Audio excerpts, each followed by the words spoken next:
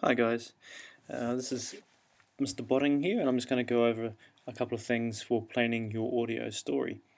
Now, the key thing to remember when you're planning your audio story and producing your audio story is that your voice is the best tool you can have for getting your story across.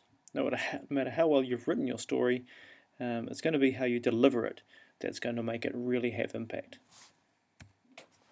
So here's some key things you need to remember. First of all is the pace. Then you've got your tone of voice, emphasis, and occasionally you may have some character voices that you want to look at as well. So I want to go into each one individually and just have a little talk to you about some things you need to remember when it comes to these things. First of all is pace. Of course, pace is the speed at which you speak. Remember that your audience doesn't know your story. You have to allow them time to hear everything. Now, this is a common mistake. People will often rush through the story trying to get it done, thinking that the idea of the whole delivery of the story is to get it across. Now, you've got to remember that they won't have the story in front of them, because the worst thing you could possibly do is have the story in front of them and read to them. So what you're going to do is slowly read the story. You'll probably be speaking quicker than you realize. So my advice to you is to slow down and make sure that you are reading through everything. So there are some cues though that will help, because pace can be a really effective thing when it comes to the delivery of your story, because you can change the emotions, you can change the tone, you can change the mood of a piece of writing by the speed at which you deliver a line. One of the key things to look at there is the length of your sentence. If you've written your own sentence, or your own story, sorry, hopefully you've got some longer and shorter sentences that actually increase the pace of the story as it drives through the length of it. So professional writers will have vary their sentence lengths to increase the pace in the reader's minds. So it works the same way when you're delivering an audio. So a short sentence will increase the pace of the story naturally, and you should use it as a cue to how fast you should be speaking. Increase your pace as you reach moments of suspense or high tension. You're trying to bring the listener along on a journey with you. So if you want them to relax, then you have a calm tone of voice and you have a nice gentle pace. But if something's really exciting and you want to get them going through it really quick, you want to make sure you articulate, but you've got to get that pace in there, because the pace will help them to feel the emotion. Tone and volume. The emotion of your voice is your tone. So that's really important. It's the only way we have to portray the emotions of characters and set the mood of the story. So tones, very simple tones, are happy and sad, angry and scared. Two that you might want to be working on quite closely if you're doing the horror genre. Make sure that you vary your tone. Monotone quite often is mistaken as being the robotic voice, where everyone speaks. For example, if I use that line there, your voice is the only thing that will portray the emotions of the characters and the mood of the story. Now, if I say that in monotone, it has absolutely no character or feeling to it, so it's really important that you add some feeling to that with your tone of voice. But the same thing can happen if you have one tone of voice throughout everything. If you are overly excited about everything in the whole story, then you're going to lose the impact of having that excited tone in your voice. So vary your tone of voice. Make sure you choose the moments that you add those tone to it. When it comes to volume, make sure that you're heard. No one needs to be yelled at in an audio story. And if you're going to use a whisper, make sure that it's still audible, because if you miss words, then they're going to miss the story. Emphasis, big word, very important too. Emphasis is when you give words greater importance in a sentence. You make them stand out. And there's a couple of ways you can do that. One is by increasing the volume slightly of the word. And another way of doing it is actually to add a pause before the word. This is a really good thing to remember, because when it comes to your story, You want to make sure that those key moments, those key words of understanding really stand out for your audience. And another thing I really want to emphasize is that you don't miss the last word in a sentence.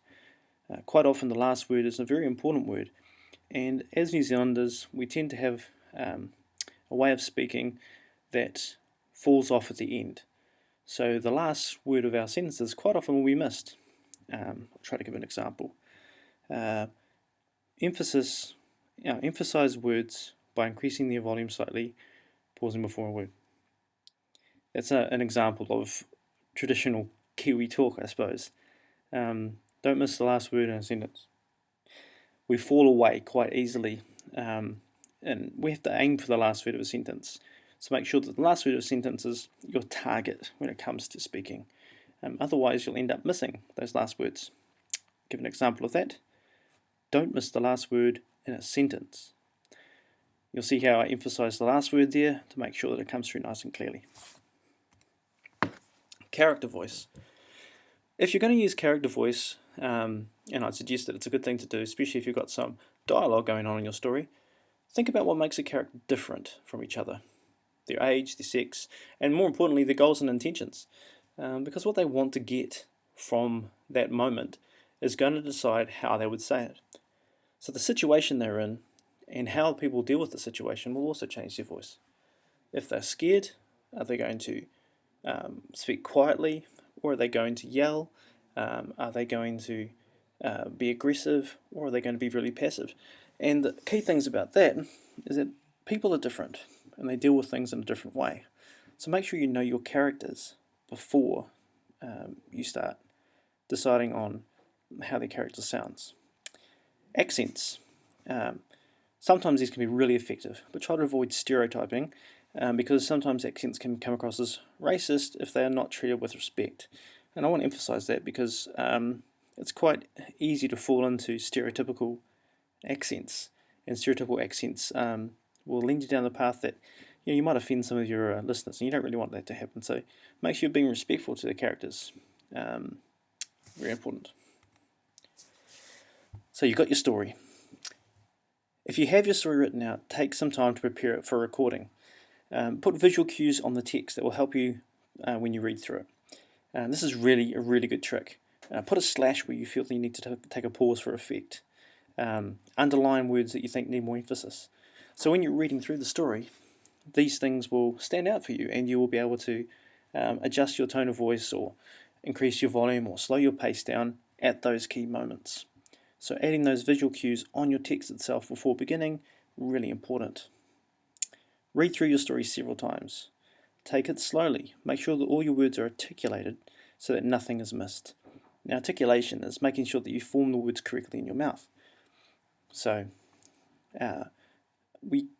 sometimes people will speak through their lips, and you need to really make sure that you open your mouth when you're talking. This makes it really clear for the, coming through on the audio for the mic. And don't forget to practice your tone changes. Visuals to go along with the story. Well, if you choose to do a story on PowerPoint, you may want to select a couple of pictures to support your story. Don't overdo it, only the key messages are necessary. Match the pictures to the mood. Now, this is really important. There'll be nothing worse than having a horror story with clip art. So choose some selected images. Don't be graphic in your images, obviously. Make sure they're appropriate. Try to get a similar theme going through them. If your story moves from day to night, or your story moves from happy to scared and intense, you might want to think about the colours of those pictures as well, because they will also aid that tone and mood of your story. Be selective. Don't overdo it, and don't put too many words on the slides, if any at all. Practice, practice, practice. Before you do your finished copy, it's really important that you go through and practice it many times. Practice it many different ways as well. We've mentioned those other things before: tone, pace, emphasis, volume. Change them up in your practices. Find out what works best. And you won't find out if something works best if you don't change it. So run it through, practice it. Good luck, guys, and enjoy the process.